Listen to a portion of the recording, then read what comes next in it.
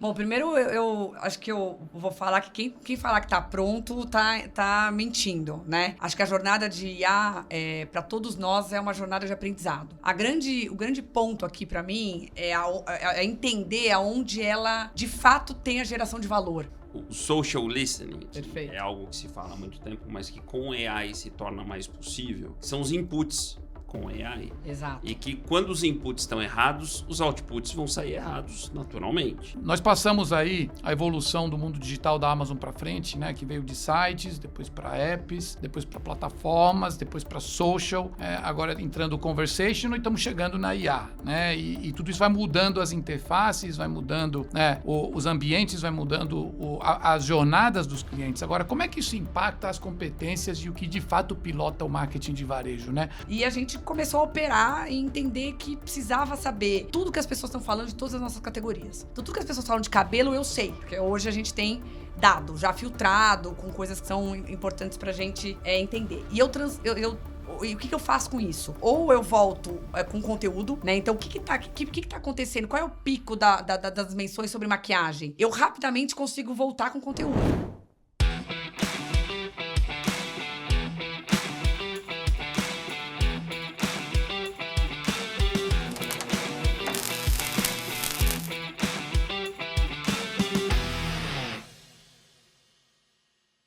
Olá, sejam bem-vindos a mais um episódio do 10 mais 10, o podcast da BTR Varese, nessa segunda temporada todinho voltado à inteligência artificial para o varejo.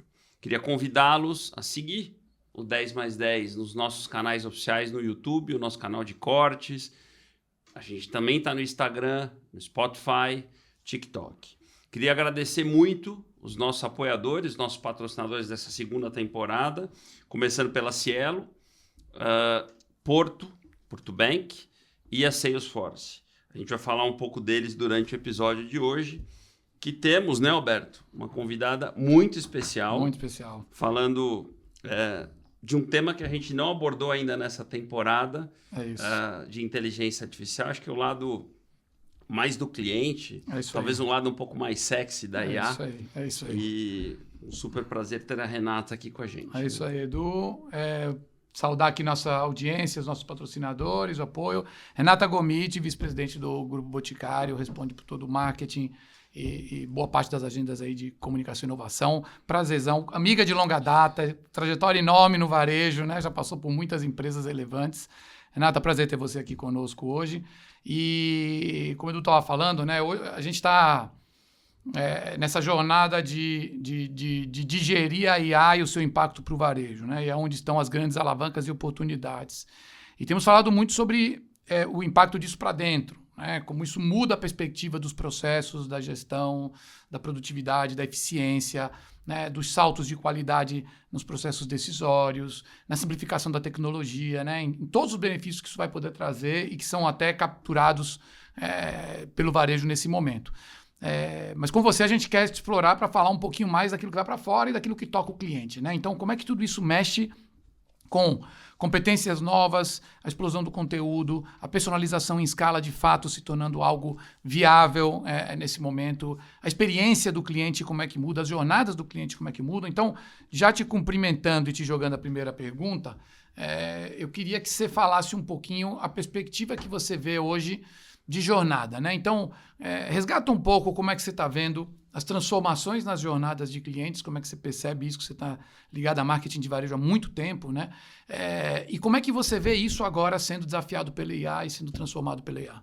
Muito bom, Alberto. Terra, um prazer enorme estar aqui. É bom que eu achei que você fosse falar quantos anos a gente se conhece, né? E entregar a idade dos três. Não, por aqui. Elegância a gente não faz isso.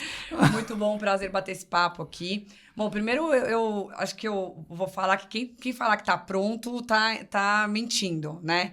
Acho que a jornada de IA, para todos nós, é uma jornada de aprendizado.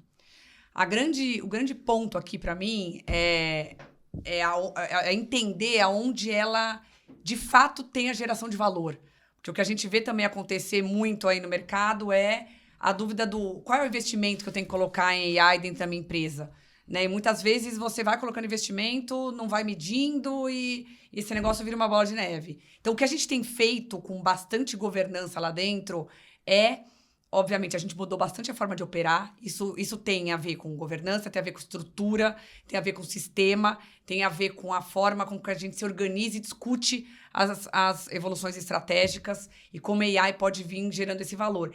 E aí, à medida que a gente vai colocando, a gente também tem os KPIs de sucesso aqui. Entender aonde a gente bota mais gasolina e aonde a gente para. Acho que esse é o maior desafio de achar realmente onde tem valor. Quando a gente vai para a minha área, né, que é a área de consumer, hoje dentro da estrutura a gente atua em todas as vertentes, né? Então, tem comunicação, desenvolvimento de produto, RGM, que é a visão toda de definição de preço, definição de demanda, e a parte de loyalty. Tudo está mudando, Alberto. Assim, a gente está colocando AI em praticamente todas essas frentes. Então, tem uma, para mim, que tem uma geração de valor muito importante, que é toda a previsão que a gente faz de demanda dos nossos produtos. A cada 20 dias, a gente lança mais ou menos 10 SKUs. Então, a dinâmica de inovação no Boticário é muito grande. São em ciclos. todas as marcas, são ciclos.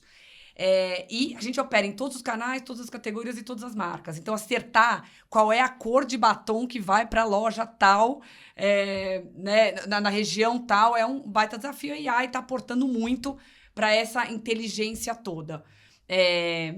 Quando a gente fala sobre... Tem um tema super relevante aqui, que é promoção, né? Quando a gente vai para o canal de VD, o investimento em promoção é muito alto. Ou seja, com AI a gente está conseguindo entender qual é a promoção que eu tenho que dar para o Alberto, para o Terra, e estou conseguindo, inclusive, economizar aqui esse investimento todo. Então, acho que tem alguns aspectos de otimização, de alocação de investimento no lugar certo, né? Então, eu deixo de promocionar coisas que para um consumidor que já naturalmente ia comprar.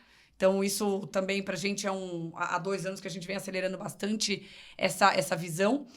E o terceiro, aí, obviamente, loyalty, né? Que é como é que eu escalo o conteúdo CRM na personalização. Então, a melhor cesta de produtos, de oferta para cada um dos meus consumidores. Hoje a gente já consegue saber se o cliente, qual foi o produto que ele comprou, se esse produto está acabando, se ele tem mais propensão a comprar um desodorante ou um perfume.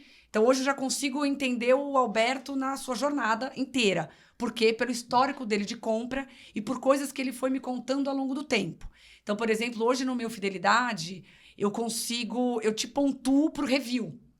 Então, se você comentou, se você falou sobre o meu produto, você já ganha pontos a partir do momento que você já me qualifica. Essas mecânicas de fidelidade, vocês trabalham no âmbito das marcas ou do ecossistema? Ecossistema. A grande mudança, quando a gente trouxe o Beauty Box, que é o nosso programa de fidelidade, foi o entendimento de como é que eu potencializo o meu ecossistema, que tem marcas diferentes em termos de entrega e proposta de valor para cada um dos consumidores nessa jornada. Então, eu tenho o Dória, eu tenho quem diz Berenice, eu tenho o Boticário, e eu tenho... Agora, obviamente, está entrando alguns canais, mas o nosso pico do Everest tá isso funcionando no ecossistema inteiro. Então, você ativa todas as marcas para um cliente único. Um cliente único. Se ele comprou Boticário no e-commerce, depois comprou Ciage na farmácia, eu estou entendendo o Alberto dentro dessa lógica e estou oferecendo para ele o que faz sentido.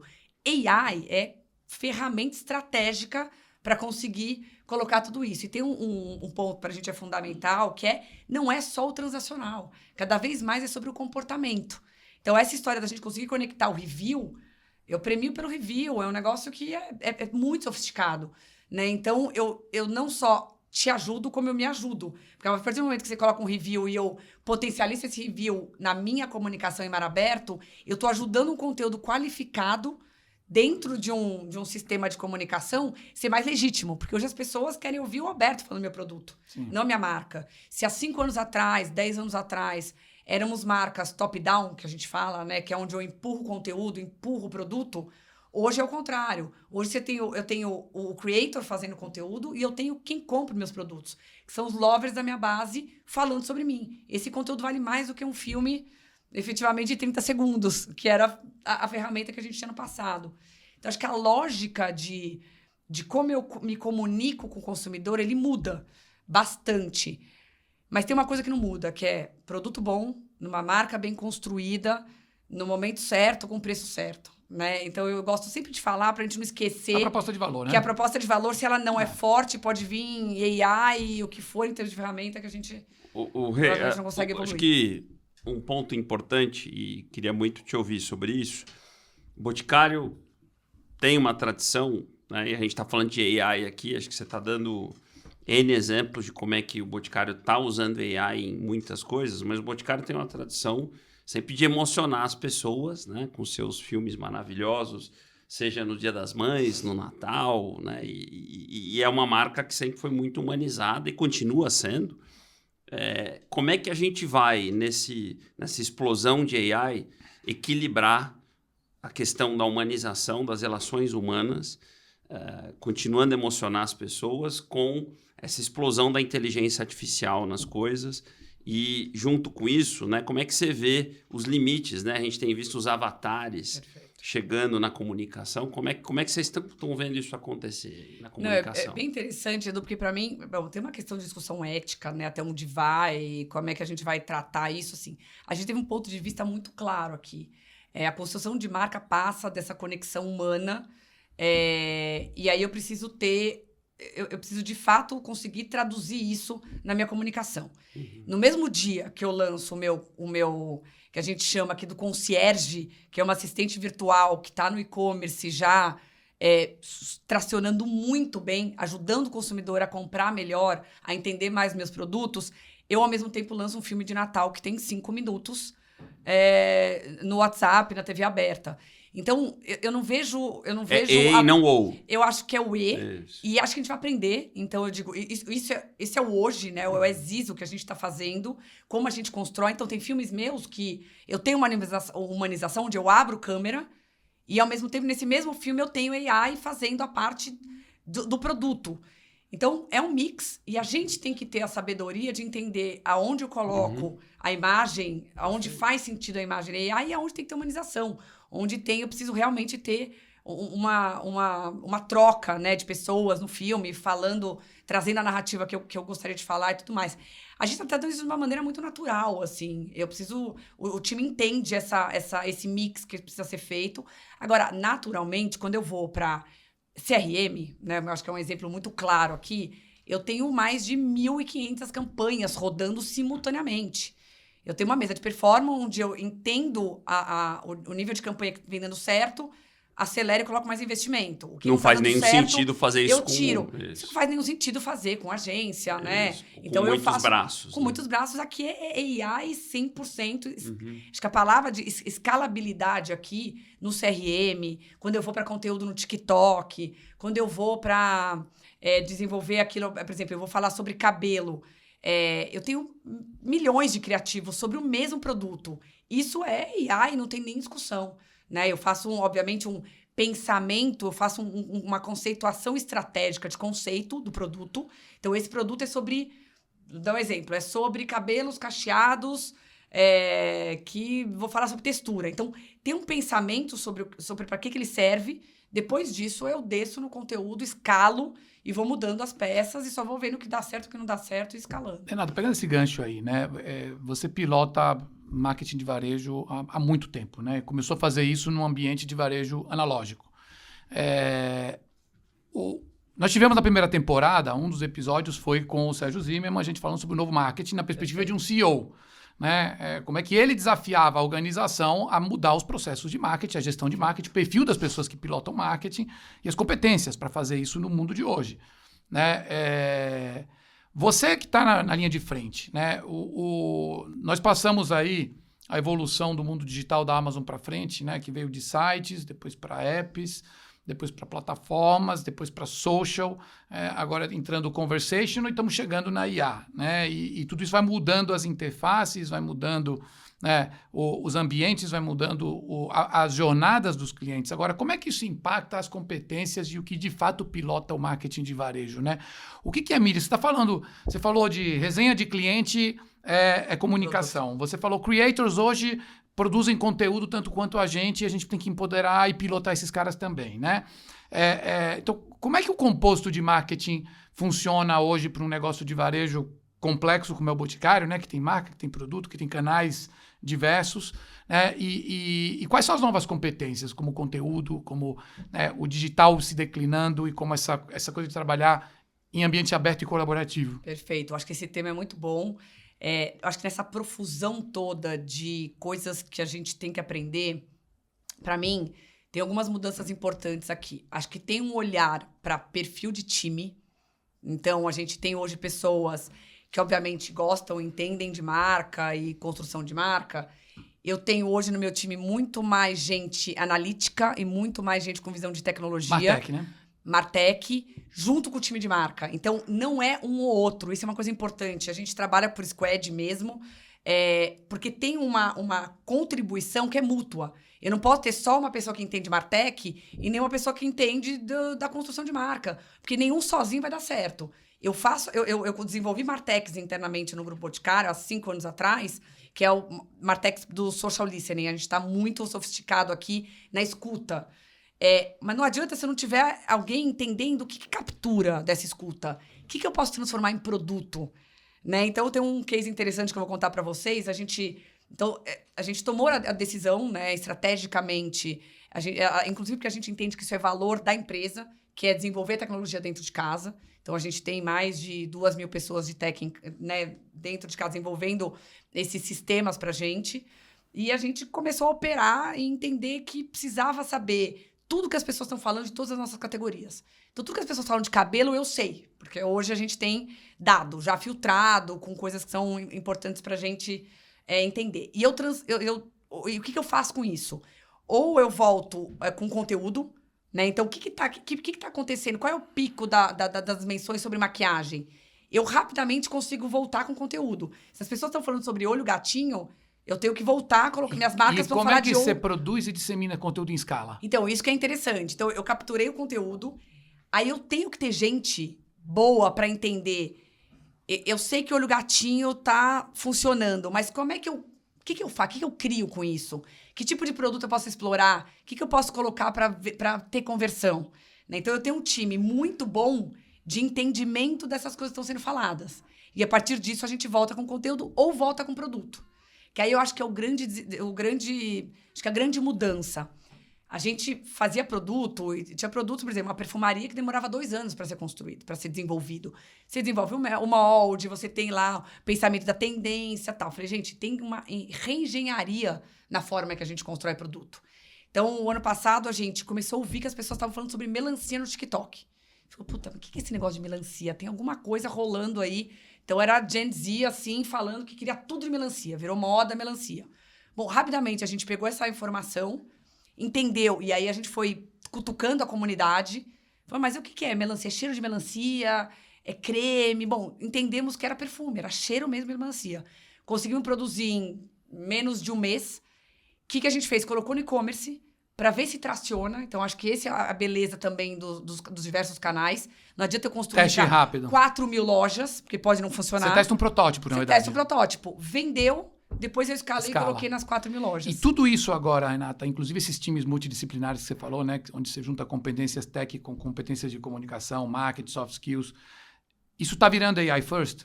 Tá virando. Esses times estão sendo capacitados para colocar IA nas duas competências? Total.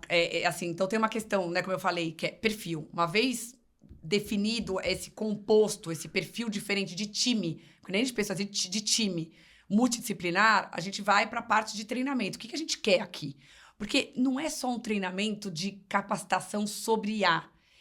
Para mim, é um treinamento de visão estratégica.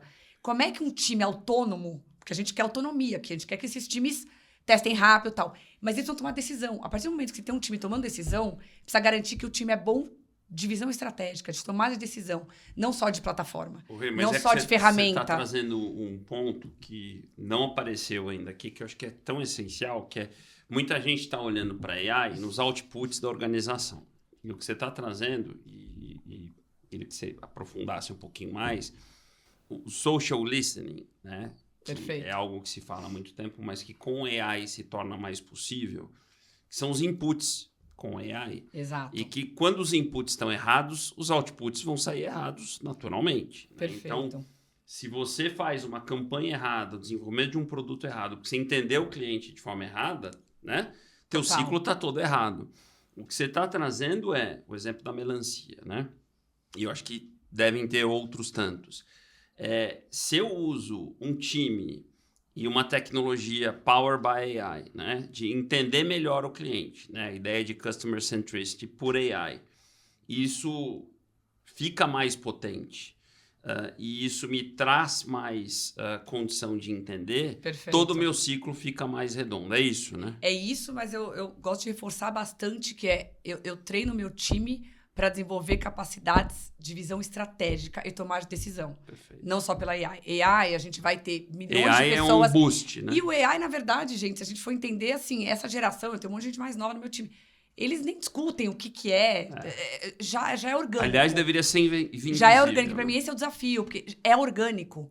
Mas será que essa pessoa que entende AI, que já compra de forma diferente e tudo mais, tem a capacidade da tomada de decisão e avaliação do que é risco para a empresa? Então, quando eu falo sobre desenvolver um produto, colocar para ganhar atração no e-commerce, você imagina se eu produzo esse produto e coloco nas minhas 4.000 lojas e esse produto ele é um flop porque a tendência não era tão tendência. Então, acho que a grande diferenciação no futuro para as empresas, na minha visão, não é a pergunta se a gente vai usar AI, como a gente vai usar, qual tipo de... É você ter um time capaz e capaz de discutir estrategicamente aonde vai fazer a alocação do investimento, qual a tomada de decisão, porque naturalmente vai ser um time mais autônomo. E é isso que a gente quer, mas ele tem que estar preparado para isso.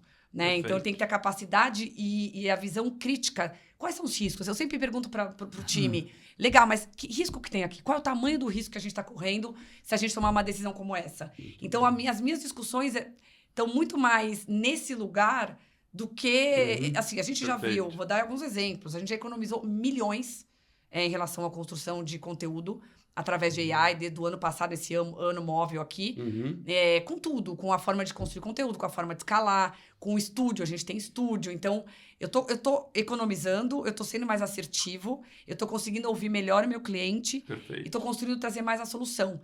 Mas, para mim, o output é ter esses times capazes de tomar melhores decisões. Vamos trazer o primeiro patrocinador para a conversa. Depois tem uma pergunta de alguém que você conhece bem aqui. Queria falar um pouco da Cielo, que está com a gente nessa segunda temporada. Cielo, muitos de vocês conhecem. Cielo é tecnologia em movimento, com dados, gestão de risco e IA. A Cielo implementa soluções tecnológicas exponenciais que impulsionam as vendas e performance no varejo. Na Cielo, a inteligência artificial é um motor invisível que transforma a tecnologia em estratégia, antecipa falhas nas maquininhas, direciona transações com inteligência e transforma dados em decisões que modam o futuro dos pagamentos. Mais do que uma promessa, a IA é o pensamento do futuro que orienta cada movimento da companhia em um setor guiado por velocidade, segurança e soluções customizadas. E o Stannis, que você conhece bem, tá comigo lá há algum tempo no Vou Conselho voltar do essa Bote. pergunta para ele depois, hein, Tela? Se for difícil. Nosso patrocinador, seu conselheiro. Olha, tá fácil a vida, viu? Stannis, Então, vou fazer uma pergunta para Renata. Então, um abraço aí a todos os nossos amigos da Cielo vamos tratar ele intimamente como Stannis, que ele é amigo de todos nós aqui, né? Isso. Então, a pergunta dele é o seguinte, Renata.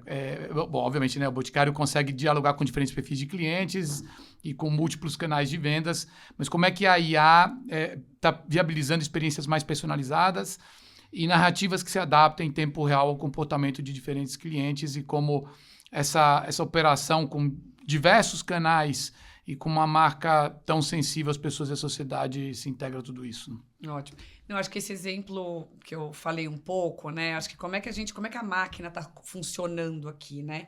A gente veio de um lugar, né? A gente gosta de trazer um pouco da nossa visão, né? De um lugar de marcas que eram top-down, que só falavam, para marcas que conversam, então onde você tem troca consumidor.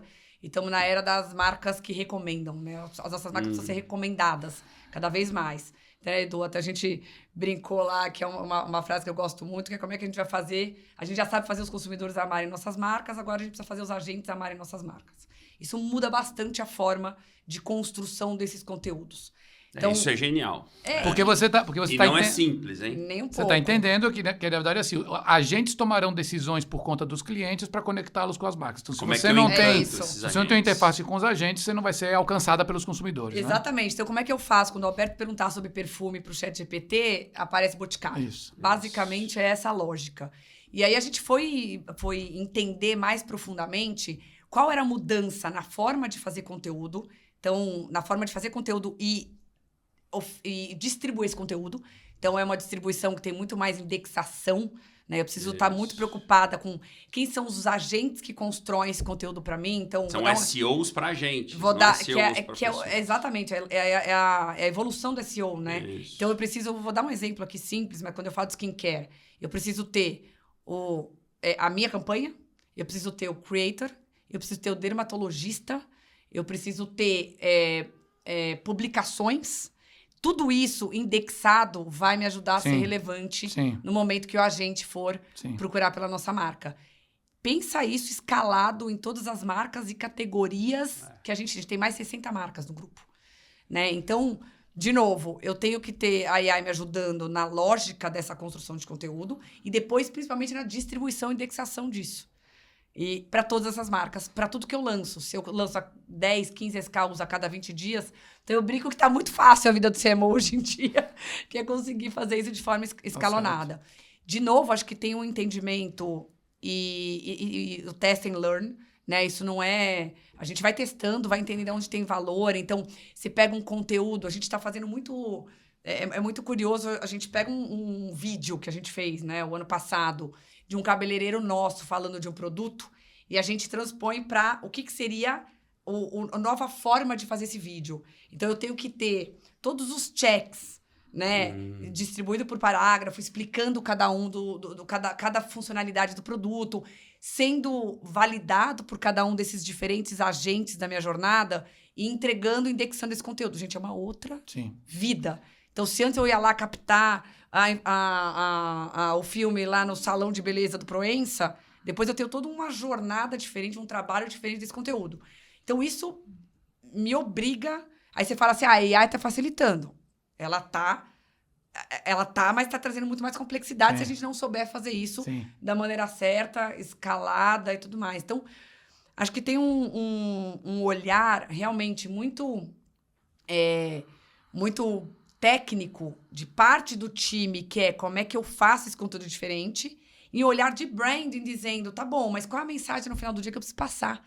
Porque se eu não sei o que eu preciso passar para o consumidor, não adianta ter um expert aqui sobre AI. Você vai jogar performance em quê? Se eu não tenho diferenciação. Então, a diferenciação do produto é fundamental nessa lógica. Você estava falando aí o que se tornou complexo gerenciar conteúdo em negócios de varejo e de gestão de marcas de varejo, né? Você sabe que eu e o Edu somos obcecados pela China já há praticamente uma década. E nós tomamos um susto ao voltar à China pós-pandemia e ver que tudo aquilo que já havia transformado o varejo nos anos anteriores já tinha sido transformado novamente por uma realidade explosiva que foi... A gente rotulou como Content-Driven Commerce. Porque a ponta do iceberg disso é o Live Commerce, que hoje já é praticamente 40% do e-commerce chinês, é uma coisa assustadora. Mas, de verdade, mudaram as jornadas. Né? Nós tínhamos consumidores educados no mundo digital para ir em busca de produtos, e agora nós temos consumidores sendo descobertos pelos produtos, né? Os produtos encontram os clientes, e não mais os clientes vão em busca dos produtos, né? Isso com IA, AI Commerce, tudo ganha outra perspectiva. Você já está falando de se tornar uma empresa de conteúdo, né? Porque na prática é isso, você virou uma empresa de conteúdo. Como é que você vê o conteúdo se tornando um gatilho de jornada e como é que você vê o conteúdo virando ambientes transacionais onde as pessoas não separam mais onde elas estão se informando, onde elas estão se entretendo e onde elas estão comprando? É o entertainment commerce que a gente chama aqui, né? Isso é um nome bom também, entertainment commerce. É um pouco de como a gente enxerga. Esse é um termo que não apareceu aqui ainda. A gente enxerga essa lógica que é da gente criar essa experiência, o conteúdo de qualidade e você ter o shopping acontecendo, né, de forma também orgânica. A gente tem os canais proprietários, né? Então, a gente já faz isso meio que de forma natural. O que é interessante, Alberto, que a gente veio ao longo do tempo preparando para que a gente fosse realmente a marca de beleza mais forte em termos de conteúdo qualificado. E isso que é interessante, porque quando você é referência nas plataformas com esse conteúdo, por exemplo, me lembro há 4 anos, eu sentei com a Gabi Comesato, quando começou o TikTok no Brasil, e falei, eu quero ser a melhor marca de beleza com vocês. Vamos aprender junto? Então, eu contratei um time que fez uma imersão Quando no o TikTok. TikTok era desse tamanho. Quando o TikTok não tinha nem relevância no Brasil. Sim. Para dominar isso. Por que isso é interessante? Porque agora, a hora que entra o shopping, eu já sou a marca número 1 do Brasil em beleza lá dentro. Então, é mais fácil a gente conseguir capturar. Se eu já capturo atenção, é mais fácil depois eu conseguir fazer a conversão. Então, por isso que às vezes as pessoas falam, né? Ah, não, então o TikTok Shop, a gente já vai entrar lá e tal. É legal, o shopping tá lá. Mas se você não é muito bom em relação à dinâmica do conteúdo... Eu acho que esse é o ponto, né? Não adianta o shopping. Assim, o conteúdo que gera a venda não é um conteúdo Ele banal. não é um você conteúdo... tem que, Você tem que pensar você tem que estrategicamente internalizar essa competência. no conteúdo. Então, mas você que foi de grandes organizações de varejo e passou por muitas delas, né? A gente tem falado muito disso, né? Quando começamos a perceber que isso estava transformando um pedaço relevante do varejo, principalmente no ambiente digital, nós falamos, o varejo não tem essa competência. Não tem. O varejo nunca... Isso foi uma competência da indústria, né? O varejo não sabe gerenciar conteúdo. Total, era o... Não está no DNA. Sempre foi sobre a Mas campanha. vai ter que desenvolver. Vai ter que desenvolver. E aí é uma mudança de mindset. E aí eu tenho uma visão particular sobre pessoas, assim... Tem pessoas que vão conseguir avançar, entender o learning agility que a gente fala, né? Que é aprender algo novo e conseguir virar. Tem pessoas que não vão conseguir entender essa lógica e avançar. E tem pessoas que são nativas, né? Que já vêm com chip e que vão fazer isso de forma orgânica. Então, a gente está no momento onde a gente pega a parte de treinamento. Tem uma escola de marketing dentro do Grupo Boticário, onde eu capacito as pessoas para esse novo mundo. Naturalmente, a gente vai ter pessoas que querem e tem pessoas que, putz, não tô afim de entrar nessa dinâmica. Mas, assim, quem é curioso e gosta de reinventar, a gente tem uma característica lá dentro, né, do grupo de muita inquietude. Que é, então, qual é a próxima bola da vez? Gente, amanhã, eu brinco, né, que é o novo mundo, né, o novo marketing e tal. O meu PNL não tá ancorado nos agentes hoje, mas vai estar amanhã, entendeu? Então, eu preciso hoje entregar o meu produto, fazer o conteúdo e tudo mais. Se eu não preparar o futuro, que é o agente que vai mudar tudo, as pessoas... perguntando, não é mais sobre o perfume, ela fala sobre a história toda dela, eu vou ter que ouvir essa história toda dela e depois responder. Antes, se eu respondia perfume, ela chegava lá e falava, a busca era perfume doce. Muito fácil entrar com perfume doce. Agora não, ela fala, eu gostaria de um perfume que eu vou sair à noite e depois no dia seguinte eu vou estar com meu namorado. Ela especifica o produto. Entendeu? Aí eu tenho que ouvir tudo isso e conseguir trazer o conteúdo para ela ancorado na pergunta. Então, existe uma mudança muito transformadora e a gente tem que ter gente que vai conseguir crack the case. E acho que é testar. Testar é o que eu falo. Eu não domino ainda isso, mas eu quero dominar antes de todo mundo. Então, eu já tenho parte do time exercitando essas características, essas competências. Obviamente, você vai ter que trazer perfis diferentes para poder... Na hora que esse negócio virar... É a mesma coisa do TikTok. As pessoas falavam, não, Renata, mas... TikTok tá entrando agora e tudo mais e tal. A curva é exponencial, né? Essas coisas não acontecem gradualmente. O shopping cresceu 26 vezes desde que começou a fazer no TikTok. Agora, tem um ponto importante, que é você conseguir dominar pequeno, você conseguir aprender pequeno para depois dominar grande. E quando vinha aquela coisa também quando o Meta lançou, né, O WhatsApp ou o Instagram? Quando a gente começou a falar sobre metaverso. Metaverso. Metaverso, todas as últimas... Que foi um voo de galinha, né? Que foi um voo de galinha, mas a gente aprendeu. Aprendeu. Então, não é pra você colocar rios de dinheiro, mas eu me lembro naquele momento, testes, né? O ponto foi, vamos entender essa lógica, NFT, vamos aprender Podia não ser um voo de porque esse negócio pode virar. Então, eu acho que... Aliás, pode voltar um dia. A inquietude de você testar, aprender e discutir os aprendizados... para mim é fundamental, seja ele qual for. E depois você bota gasolina, bota investimento naquilo que efetivamente vai rodar. Né? Queria falar agora da Salesforce e na sequência também trazer uma pergunta deles para a Renata. Salesforce, acho que também você falou muito dos agentes, né? A Salesforce está falando muito dos agentes hoje para varejo. Acho que a Salesforce é líder global em CRM com IA, capacitando organizações de todos os portes a se transformarem em empresas agênticas. Que é um pouco do que a Renata está falando aqui, né? Acho que o Boticário se tornou uma empresa agêntica. A Love Tech, que a gente gosta de chamar, é uma Love Tech. Sua missão é integrar perfeitamente humanos, agentes de IA, aplicativos e dados em uma plataforma unificada e, acima de tudo, confiável. Isso permite automatizar processos complexos, gerar insights preditivos em tempo real e liberar crescimento e inovação sem precedentes, mantendo a experiência do cliente no centro. Então, essa é Salesforce. Isso aí. Roberto, Abraço aí da nossa patrocinadora hoje. Abraço aí ao pessoal da Salesforce, obrigado pelo apoio. Renata, o Ricardo Delova, que é VP da Salesforce, pergunta sobre personalização. Até onde você acha que isso pode chegar e como é que isso entra na agenda do Boticário? Até onde vocês estão indo na personalização em escala?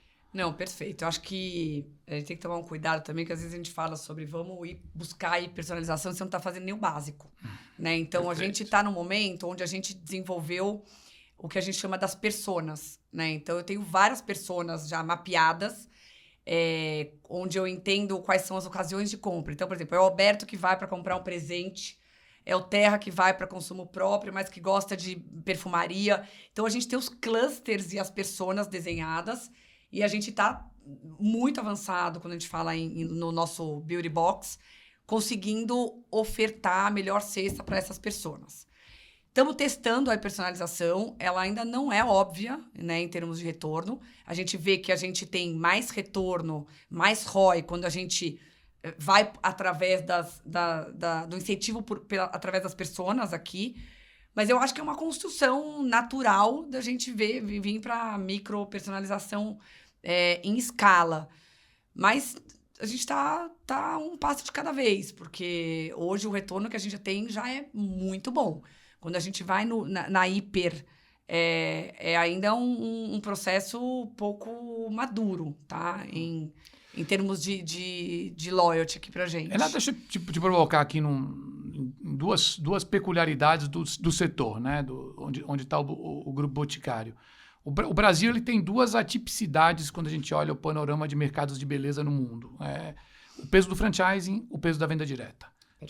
São dois canais que não têm o protagonismo que tem no Brasil em nenhum mercado relevante do mundo, né? E o Boticário é protagonista nos dois, né? O Boticário é a maior rede do setor no mundo em pontos de venda, tem a maior rede de franquia, né, nesse negócio no Brasil e se tornou um dos grandes players também. Do mundo, tá? De beleza é do mundo, a franquia. Eu gosto de reforçar porque a gente viu isso recentemente, esse dado é muito legal. E aí, assim, a gente está falando aí da agenda de IA, eu queria que você falasse um pouquinho desses dois stakeholders que são vitais, né, para o modelo de negócio do Boticário, como é que eles estão entrando na agenda de IA em duas direções.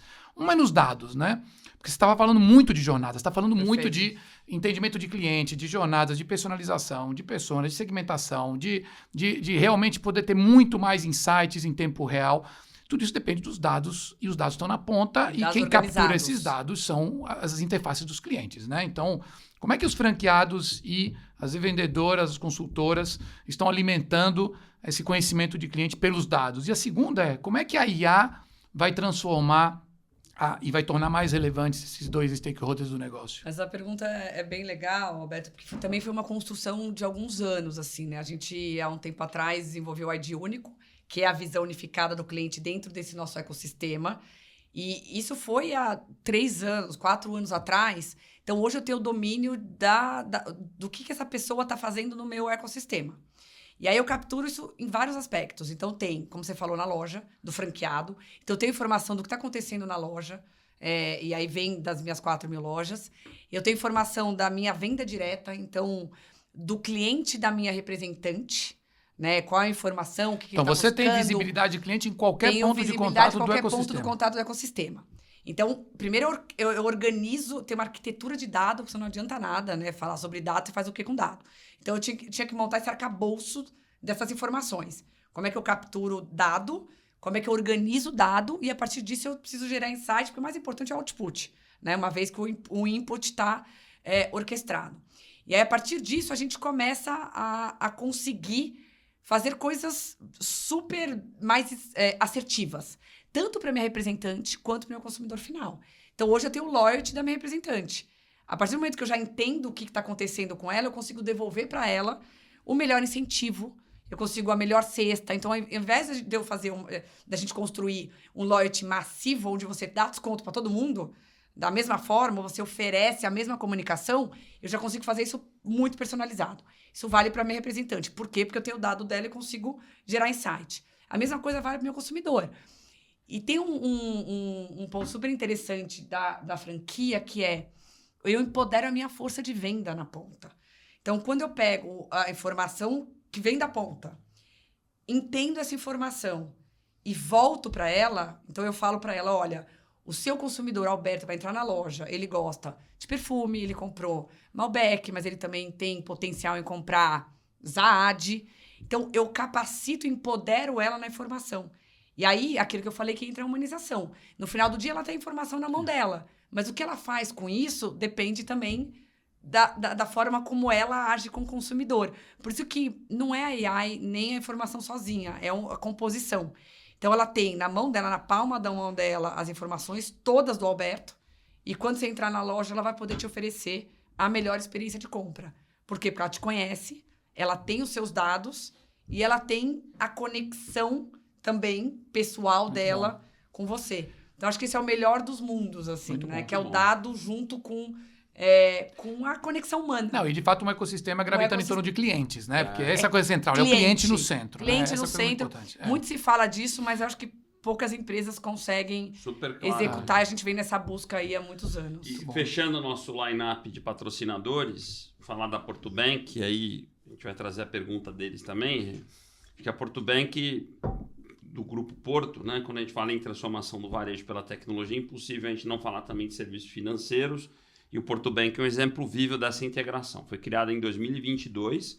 O Portubank é a unidade financeira do Grupo Porto e nasceu com esse propósito claro de usar a tecnologia para simplificar o dinheiro e transformar produtos financeiros em instrumentos de cuidado e planejamento. Já opera mais de 17 bilhões em crédito, com quase 4 milhões de clientes, conectando soluções que vão de cartões a consórcio. Já está atuando atuação também para o mercado B2B, aproximando o varejo a grandes parceiros e construindo relações de longo prazo. E a Portubank acredita que o futuro do varejo não se faz apenas com tecnologia, mas também com cuidado, planejamento e parcerias que geram valor real. Isso aí. Então, pergunta do Portubank. Abração aí, nossos amigos da Portubank. O Marcos Loução, que é o CEO do Portubank, a pergunta dele, ele fala, bom, a IA nos traz muito mais agilidade e capacidade de alcançar os clientes, mas aí como é que vocês estão trabalhando as questões de governança em relação a tom de voz, conformidade com a LGPD, nesse ambiente conversacional onde os riscos também crescem junto com as oportunidades, né? Então como é que vocês estão trabalhando isso? Não, eu brinco que o time é o meu time com o time de tech, compliance jurídico na mesa. Então, somos uma empresa extremamente preocupada com ética, com a forma que a gente faz. Então, isso é premissa. A gente não vai fazer nada que a gente tenha dúvida se é certo. Então, acho que esse é um ponto crucial aqui. Quando a gente vai para o tema de branding, que eu acho que é o mais perigoso, né? E, para mim, um lugar de pasteurização mesmo, do risco das marcas ficarem muito parecidas. Né? E é por isso que a gente não abre mão não autorais, daquilo, né? que é posicionamento de marca. É inegociável. A gente não vai fazer se aquilo ferir o posicionamento da marca. É por isso que eu acho que a gente conseguiu ter longevidade, tem sucesso das marcas, porque existe uma disciplina muito forte com o posicionamento das nossas marcas. Então, o que a gente está, né, essa construção toda tem uma parte que é ensinar, né, as máquinas, ensinar a AI sobre o que é o posicionamento de cada uma das marcas, para que a gente possa garantir essa autenticidade, né? Então, a gente vem construindo isso com os agentes, né? O que é Boticário, o que é Eudora, o que é Vult, para que a gente não tenha risco de eventuais distorções de marca. E quando a gente fala de creators, na prática isso já era uma preocupação, né? Porque quando eu deixo de fazer o meu conteúdo e passo a delegar o meu conteúdo para um creator, que não adianta eu brifá-lo e falar você pode, você não pode, porque se eu posso ele não tem a autenticidade dele do creator. Então isso já é um problema de alguns anos. E a parte da audiência é dele, né? E a parte da audiência dele tem que ser natural, senão a marca que contrata o creator e fala você tem que fazer desse jeito, ela também é uma visão errada. O que a gente procura fazer é garantir que o que seja passado tenha a ver com o core da marca. Então, quando eu sento com uma creator, é uma colaboração, Alberto, eu diria assim, é uma co-construção. Olha, esta é a mensagem, isso aqui é o valor e o posicionamento da marca. A forma, você tem autoria. E, Renata, né? nos assistentes virtuais, né, onde você tem riscos muito maiores, né? Total. Assim, vocês estão conseguindo blindar isso com guardrails que protejam, né, como você falou, né, a imagem, a reputação e limitem os riscos, porque os riscos sempre existem, né? Porque Sempre existem. IA alucina, e Total. a gente sabe que às vezes tem gente que provoca alucinação propositalmente, tem uma série de situações e estamos só aprendendo, né? Estamos começando essa jornada. Então, hoje você vê os guardrails em condição de proteger a marca. Sem dúvida, sim. Por que a gente está fazendo com tanto cuidado, né? Então, essa história da gente lançou agora o nosso agente, que está aí com resultados bastante expressivos em termos de conversão no e-commerce, que é o concierge, né? Que ele ajuda as pessoas a comprarem melhor beleza. A gente está indo com muito cuidado. Com muito cuidado. A gente só vai escalar, acelerar, né? Então, a gente passou alguns meses testando, alguns meses... A gente podia ter lançado antes. A gente tomou a decisão de demorar nesse processo para poder garantir... Se as pessoas querem testar, como é que elas fazem? Elas entram lá no e-commerce e tem a abinha e ela já entra e já é multimodal. Já é multimodal. Já aceita voz e tudo. Sem fricção. Então, e aí como o Renato... se fosse um agente um mesmo, Gemini, um chat GPT dentro do e-commerce, você do conversa e entra numa jornada conversacional. Exatamente. E por que a gente gastou bastante tempo testando para evitar qualquer tipo de erro? Gente, pode ser que tenha, pode ser que tenha. E por isso tem tanta gente a serviço dessa construção, garantindo que a gente consiga fazer com bastante cautela e cuidado. Muito de bom. novo, é premissa. Se a gente for ferir o negócio, a marca ou o consumidor, a gente prefere não fazer. Rê, a gente já vai chegando mais perto do final. Queria te fazer uma pergunta agora fora do Boticário, mais para Renata Gomide, pessoa física, né? Acho que as pessoas que assistem, que tem aqui nos nossos convidados muito fonte de inspiração, e principalmente no tema de IA, ficam muito curiosas, né, de ver pessoas como você, com esse nível de conhecimento, né, de inspiração para IA, e entender um pouco a relação, né, dos executivos que vêm aqui com o tema, que é um tema que eu acho que desperta, eu diria que, sentimentos duplos, né, o mixed feeling. Né? De um lado, aquela ideia de susto, medo, e o outro, aquela ideia de uau, né? Que futuro bacana. Como é que você, Renata, tem lidado com esse tema? Como é que você aprende? Como é que você estuda? Como é que você lida com o tema da IA na sua vida profissional pessoal? Como é que tem sido essa jornada? Edu, divide com a gente. Eu sou aquariana, então eu brinco que assim, eu não vivo o presente, eu tô há 10 anos lá na frente, entendeu? Pensando como é que eu vou fazer diferente. Não, eu gosto, assim, de, né... Isso ficou claro, eu gosto né? muito das coisas novas. O que eu acho, que eu falo pro time bastante, né? A nossa cabeça, assim, é aprender, estudar, aprender, testar, aprender com erro, trazer aprendizado. Então, não ter... Eu sou muito otimista também, acho que é outra característica de tentar entender o lado muito positivo dessas coisas todas. E aí, avaliando. Então... E aí tem várias formas de aprendizado, né, Edu? Acho que tem uma que a gente traz como companhia para os colaboradores, que é realmente trazer pessoas que sabem no tema para falar dentro do grupo e tudo mais. Tem uma outra que é a sua curiosidade. Eu falo pro time, gente, tem um lugar que é de cada um. Então, vai aprender, vai testar, vai fazer com as suas coisas. E aí eu tenho 2 filhas, tenho uma de 8 e uma de 12 que... O chat GPT é o chatinho, né? Apelidado de chatinho, então elas já me dão aula. O Fernando, meu marido, veio de tecnologia, trabalhou na Oracle, na Rimini, então conhece muito. Ele está agora empreendendo no agro e é impressionante que ele construiu todas as plataformas de uma rapidez com AI, tudo.